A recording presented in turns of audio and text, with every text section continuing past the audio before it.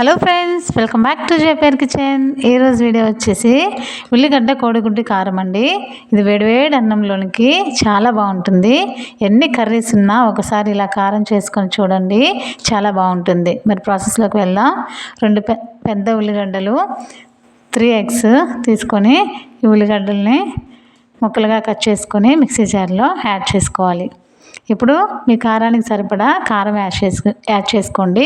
నేను 3 tablespoons కారము, వెల్లుల్లి రెబ్బలు, కల్లుప్పు, చింతపండు, జీలకర్ర యాడ్ చేసుకొని వాటర్ వేయకుండానే ఇలా మెత్తగా మిక్సీ పట్టుకున్నాను.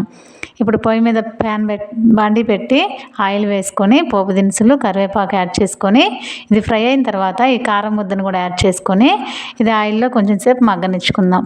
ఇది మగ్గిన తర్వాత 3 eggs కూడా బ్రేక్ చేసుకొని యాడ్ చేసుకోవాలి. ఇది వెంటనే కలపకుండా ఒక 2 minutes ఆగి ఇలా ఒక్కొక్కసారి కొంచెం కొంచెంగా నెమ్మదిగా ఇలా కలుపుతూ మిక్స్ చేసుకోవాలి.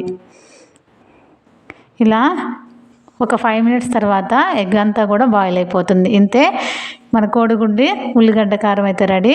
ఫైనల్గా సాల్ట్ని చూసుకొని అడ్జస్ట్ చేసుకోండి. ఇంతే అండి, ఉల్లిగడ్డ కోడిగుడ్డు కారం అయితే రెడీ అయిపోయింది. మీకు నచ్చితే ఈ వీడియోని లైక్ చేయండి, మన ఛానల్ని సబ్స్క్రైబ్ చేసుకోండి. మళ్ళీ నెక్స్ట్ వీడియో కలుద్దాం. అంతవరకు బాయ్ బాయ్.